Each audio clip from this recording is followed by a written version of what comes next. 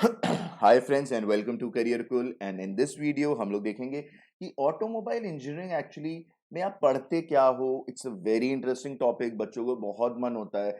और डेफिनेटली हाँ, ये अगर मैकेनिकल इंजीनियरिंग में आप देखो तो ये जो एप्लीकेशन है ये काफ़ी इनोवेटिव है compare to other other products जो ये बनाते हैं। एंड इसमें एक थ्रिल भी होता है, एक कूलनेस है इसमें। तो लेट अस जस्ट सी कि ऑटोमोबाइल इंजीनियरिंग में एक्चुअली है क्या, कौन से इंपॉर्टेंट सब्जेक्ट्स हैं जो आपको ऑटोमोबाइल इंजीनियरिंग में पढ़ाए जाएंगे, या फिर अगर आप मैकेनिकल इंजीनियरिंग कर रहे हैं तो ये जो सब्जेक्ट्स मैं बता रहा हूँ ये काफी इंपॉर्टेंट है अगर आपको आगे जाके मास्टर्स करना है। So what do you study in automobile engineering, आइए देखते हैं। पहला है, अगर आप गाड़ी देखेंगे ना तो इसमें सस्पेंशन और ब्रेकिंग। सस्पेंशन और ब्रेकिंग का क्या मतलब है कि जब आप गड्ढों पे से जा रहे हो तो आपको जो है गड्ढा उतना नहीं पता चल रहा, ये सब सस्पेंशन का पार्ट है।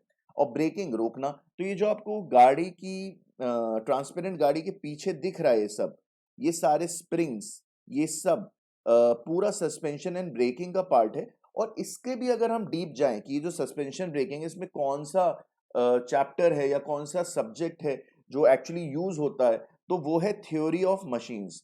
थ्योरी ऑफ मशीन्स का ये मतलब होता है कि अगर हम मशीन के या कोई भी कंपोनेंट में एक चीज मूव करेंगे तो दूसरी चीज कैसे मूव होगी। अगर फॉर एग्जांपल मैं इसको नीचे कर रहा हूं तो ये ऐसे जुड़ा हुआ है, मेरी उंगली ऐसे जुड़ी हुई है कि जब मैं इसको नीचे करता हूं तो इसके साथ ये वाला पार्ट भी मूव करने लगता है। मैं ऐसा नहीं कर सकता कि मैं केवल इसको मूव करूं और ये ना मूव हो, मैं ऐसा भी नहीं कर सकता, बड़ा मुश्किल होता है ऐसा करना। तो एक पार्ट के मूवमेंट से, ये एक एग्जाम्पल है, एक पार्ट के मूवमेंट से दूसरा पार्ट कैसे मूव करेगा, this is all theory of machine. एक पार्ट की वेलोसिटी क्या होगी तब दूसरे पार्ट की क्या वेलोसिटी हो जाएगी, this is all theory of machines. तो अगर आपको पढ़ना है ऑटोमोबाइल इंजीनियरिंग तो थ्योरी ऑफ मशीन्स बहुत इंपॉर्टेंट चैप्टर है, जो सब्जेक्ट है जो मैकेनिकल इंजीनियरिंग में भी आएगा और ऑटोमोबाइल इंजीनियरिंग में भी आएगा। नेक्स्ट आते हैं कि आपने सस्पेंशन एंड ब्रेकिंग देख लिया, गाड़ी रोक सकती है, गाड़ी चल रही है, बट उसका फ्यूल इंजेक्शन, अगर आपको याद हो कि ना मारुति और जितनी भी इंडियन कंपनीज हैं, अगर आप इनकी पुरानी गाड़ी देखें 10-15 साल पुरानी, जैसे कि जेन थी उस वक्त की जो वैगन आर थी, या उस वक्त की एस्टीम थी, तो और उस वक्त की कोई भी और गाड़ी थी, सैंट्रो वगैरह जो उस वक्त आ रही थी, उनका जो एवरेज रहता था, जो उनका एवरेज रहता था कि 1 लीटर में वो कितने किलोमीटर चलेंगी, वो तकरीबन 10-12 रहता था। 10-12, और बड़ी गाड़ी होगी तो 9 ही रहेगा। बट धीरे धीरे करते हुए नियरली अराउंड 2016-18 और 2020 तक एवरेजेस देने लग गई गाड़ी 20-22 का। तो ये काफी बड़ा एक लीप है। तो ये काफी रिसर्च हुई महिंद्रा में, मारुति में, उन्होंने अपनी टेक्निक्स लगा के जो है एफिशिएंसी को बढ़ाया। बट एफिशिएंसी से पहले फ्यूल का इंजेक्शन की हमारे सिस्टम में, या सिस्टम यानी कि हमारी गाड़ी में जो है फ्यूल कैसे आएगा, फ्यूल कैसे आएगा, तो ये जो फ्यूल इंजेक्शन सिस्टम्स होते हैं इनको बनाना, इनको समझना, इनको समझना, प्लस पिस्टन, पिस्टन पे कितना प्रेशर रहेगा, 2 स्ट्रोक क्या होता है, 4 स्ट्रोक क्या होता है, ये सब आप फ्यूल इंजेक्शन यानी कि थर्म, अगर और डीप में जाएं तो सब्जेक्ट्स क्या होंगे, सब्जेक्ट्स होंगे थर्मोडायनेमिक्स और फ्लूइड डायनेमिक्स। अगर आप ये दोनों समझते हो तो आप इस तरह के मशीन्स जहाँ पे फ्यूल यूज हो रहा है, प्रेशर यूज हो रहा है, हीट यूज हो रही है, वहां पे काम कर सकते हैं। तो सस्पेंशन, ब्रेकिंग, फ्यूल इंजेक्शन। फिर फ्यूल इंजेक्शन का ये एक फोटोग्राफ दिखाने के लिए कि किस तरह से ये चलता है और किस तरह से फ्यूल नोजल नोजल के थ्रू एक हाई प्रेशर पे आता है, और कैसे स्पार्क्स होते हैं जो बर्न करते हैं, और उस वजह से ये पिस्टन ऊपर नीचे होता है, जिस वजह से टायर आगे घूमता है, और उस ट्रांसमिशन को वहां से वहां पहुंचाने के लिए जो सब्जेक्ट है वो है टर्बो थ्योरी ऑफ मशीन्स। आगे आते हैं कूलिंग सिस्टम। ठीक है, हमने एक तो बहुत हीटेड था हमारा जो सिस्टम था, वो बहुत हीटेड था क्योंकि हमने बहुत हाई टेम्परेचर पे फ्यूल को जलाया, तो हमें कूलिंग सिस्टम्स चाहिए। तो गाड़ी में कूलिंग सिस्टम्स भी लगे होते हैं। आप अगर साइलेंसर पे कभी पैर रख दोगे बाइक के तो जल जाएगा आपका पैर, लेकिन अगर वो उसमें कूलिंग सिस्टम ना हो तो वो और ज्यादा हीट हो, यहाँ तक कि आपकी सीट पे भी आए, सीट पे भी आ जाएगा हीट। तो liquid cooled, oil cooled, air cooled. But इनको समझने के लिए दो चीजें हमें चाहिए, again subjects, HMT, heat and mass transfer, किस रेट पे हीट ट्रांसफर होती है। फ्लूइड डायनेमिक्स, हमारा जो एयर है, ऑयल है या लिक्विड है, वो किस तरह फ्लो करेगा, उसका पैटर्न क्या है, और किस पैटर्न में फ्लो करने से ज्यादा हीट वो अब्सॉर्ब कर सकता है और ज्यादा हीट वो ले जा सकता है। फॉर एग्जांपल रेडिएटर्स में इसीलिए फिन्स लगाए जाते हैं कि उनका एरिया बढ़ जाए, और एरिया बढ़ने की वजह से वो ज़्यादा हीट निकाल सकते हैं या ज़्यादा चीज़ों को कूल कर सकते हैं। तो this is again very important subject and very important output. अगर आप ऑटोमोबाइल इंजीनियरिंग में आ रहे हैं आगे, तो आपको गियर्स भी बनानी है, उसके मशीन के पार्ट्स भी बनाने हैं। तो स्पेसिफिकली ऑटोमोबाइल इंजीनियरिंग में ज़रूरी नहीं है कि आपको इसमें काम करना हो, बट गियर्स का जो मैन्युफैक्चरिंग है ये डेफिनेटली मैकेनिकल इंजीनियरिंग का तो पार्ट है।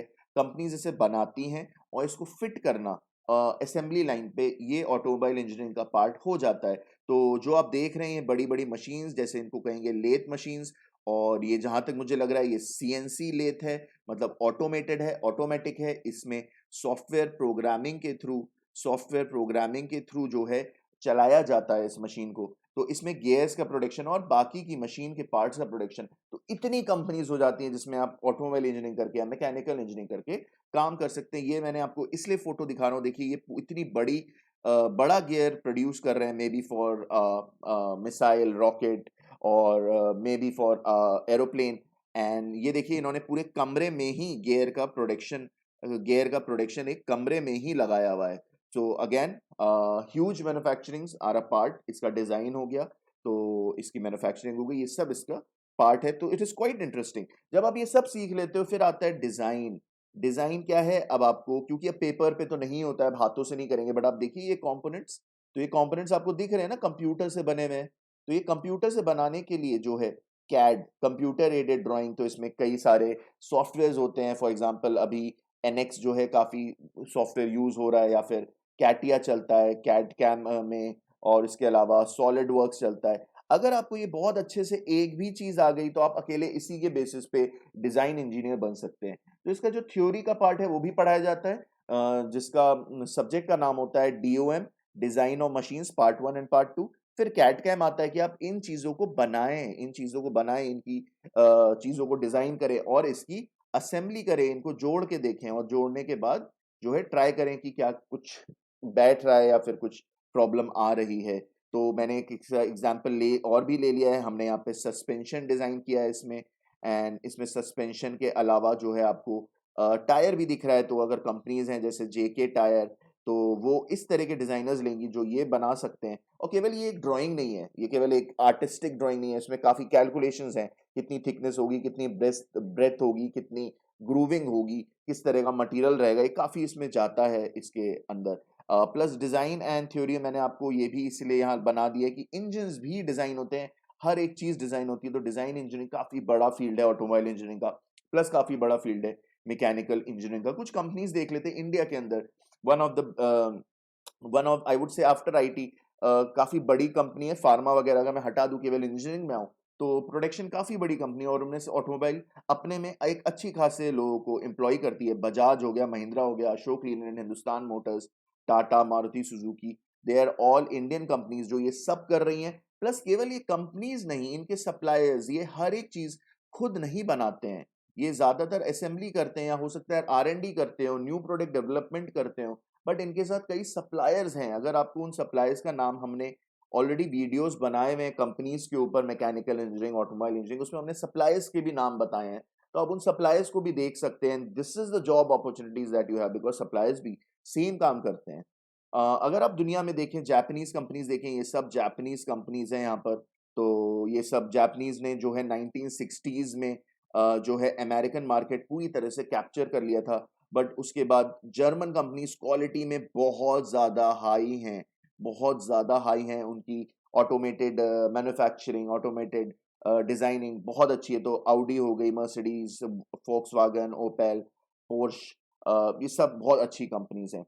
सो this was about automobile engineering कि आप क्या पढ़ते हैं ऑल टुगेदर, एंड एक to give you an idea before joining mechanical और ऑटोमोबाइल इंजीनियरिंग और एमटेक इन ऑटोमोबाइल इंजीनियरिंग और in design engineering, so that you know ki what where you stand and what you can do. Thank you very much, and keep watching Career Cool, and also do visit our portal.